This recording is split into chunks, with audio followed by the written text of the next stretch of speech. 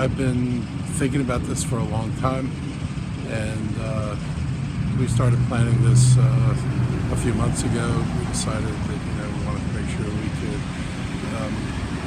put all the things in place we wanted in place, and so we had an event yesterday, and we had over 200 people there. Had I think a really good group of folks from around the county, and it was an opportunity to kind of lay out some of the concerns I have and where I'd like to see the county go. So I was very happy with who came, and I thought I felt it was a good event, but I guess everybody would feel their own event was a good event. What do you think the big issues are going to be as you see right now?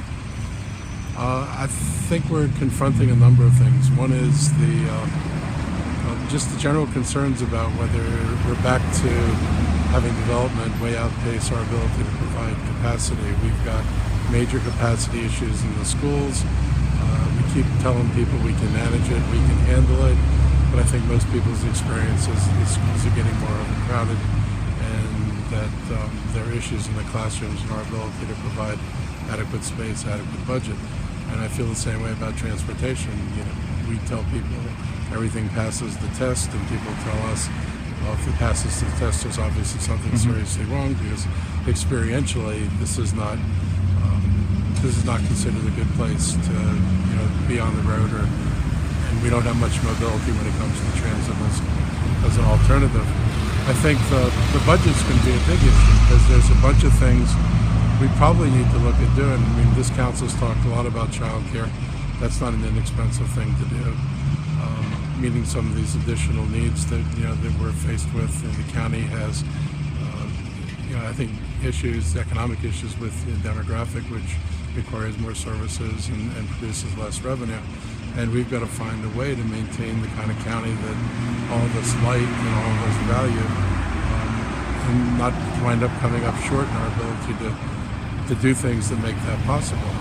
And I think that if you don't have access to additional tax revenues, and growing the economy is actually a slow thing, it's not a fast thing. It's not like somebody comes here in the county and winds up with a boatload of additional money. You really have to focus on how you manage the county. Am I spending the dollars that we have in the most effective way? Is county government organized in the most effective way? And I want to make a major effort to look at how we've structured ourselves and how we deliver services, to see if there are ways that we can deliver services more efficiently without giving up the services.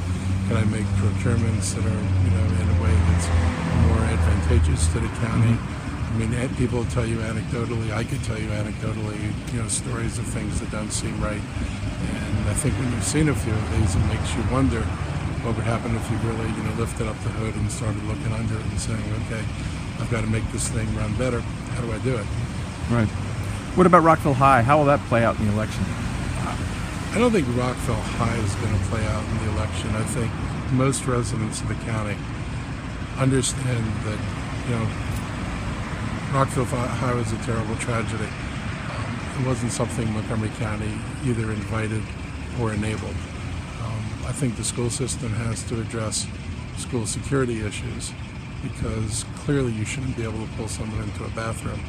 Regardless of who pulls a person into the bathroom, that shouldn't be something that can happen in a school, and they're going to have to look at their security and what they need to do better. But the election is a long way from now, and my sense from most people I've talked to is shared I think by most people, is a sense that this is a tragedy.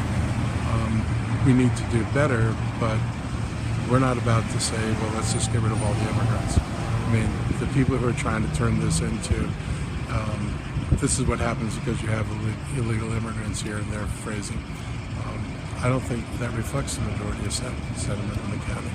And you've elected to use public financing for this election. Absolutely. No more than 150, but I'm also going to keep my word that I'm not taking money from developers and land use attorneys. If you were to pull up the records of contributions by land use attorneys, you would typically find contributions in the order of 150, 250, maybe 500. And a lot of developers were handing out, $250, $500 checks. And this would enable the same people to write a $150 check and then have Montgomery County Public multiply the $150 check into $750. I don't think people thought when we were doing public financing that we'd be actually enabling the very interests that, motivated people to move toward public financing to actually be able to contribute more money than they were contributing before while contributing less actual dollars. So I feel pretty strongly that we shouldn't be taking money from the land use bar. I've always felt on the council that no one should be taking money from the land use bar developers because I'm making decisions that are worth millions and millions of dollars to people. And it's just not ethical. And I know there are jurisdictions around us who don't think it's ethical. So I have very strong feelings about that. And I'm not about to change.